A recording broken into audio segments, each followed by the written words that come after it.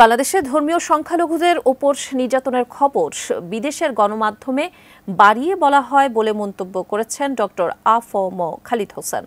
বিকেলে মতিঝিলে শ্রী শ্রী লক্ষ্মী নারায়ণ জিও মন্দিরে শুভ জন্মাষ্টমী উদযাপন অনুষ্ঠানে প্রধান অতিথির বক্তব্যে এ মন্তব্য করেন তিনি। আবহমান কাল থেকে বাংলাদেশ ধর্মীয় সম্প্রীতি বজায় রেখেছে উল্লেখ করে তিনি বলেন, যাদের জন্য মন্দির পাহারা দিতে হচ্ছে তাদের কোনো ধর্মীয় পরিচয় নেই, তারা সন্ত্রাসী এবং তাদের বিচার হবে। যে কোনো বিভাজন উন্নয়নকে ব্যাহত করে জানিয়ে তিনি ঐক্য বজায় রাখার আহ্বান জানান। আমি যতদিন দায়িত্বে আছি বা আমার গভর্নমেন্ট যতদিন দায়িত্ব আছে, এই বাংলার কোনো হিন্দু, কোনো বৌদ্ধ, কোনো খ্রিস্টান, কোনো নৃতাত্ত্বিক গোষ্ঠীর গায়ে যদি আঘাত লাগে, আমরা মনে করবো এটা আমাদের গায়ে আঘাত লেগেছে।